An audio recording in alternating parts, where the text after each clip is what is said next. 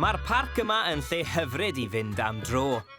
Ond dwi ar fi'n trio rhywbeth llawer mwy anturus gyda dipyn o gymorth gan fy hyfforddwr Frank Hill.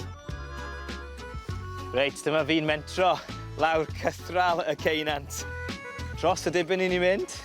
Dyma'r rhan gweitha bob tro. Er fi wedi gwneud hwn o blaen sawl gwaith, dyma'r rhan sy'n hollol afiach. Keep leaning back. There we go, that's better. Good man, well done. OK, dyma ni dros y Dibyn. I chi mentro i gwmpo yn y bôn. Mae'n rhaid chi roed eich ffydd i gyd yn y rhaff yma. Ac mae'r rhaff yn saff, yn hollol saff. A nawr bod fi'n hyn, fi'n lot fwy cyfforddus. Fi'n casau y darn cyntaf yna. Ond am wefr yn syth bin, a nawr fi'n mynd lawr yr holl ffordd i'r gwaelod. Woo! Reit, lawr â ni. Mae'r gloi yn ni'n gallu. Sy'n helpu sy'n ni'n pwyso mwy, ond dyma ni. Syth lawr. Felly, dros y blynyddoedd, mae wedi mwyn gloddio fan hyn.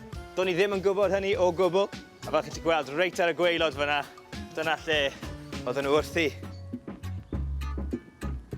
Be sy'n anhygol yw, doedd dim clem dy fi o gwbl bod hwn yn bodoli. A o bosib, y bobl lleol sy'n byw yn y Wyddgrug, dyn nhw'n gwybod chwaith. Am le arbennig, fi mor falch bod ni wedi ffeindio y cornel bach yma o Gymru yn y Wyddgrug. Waw!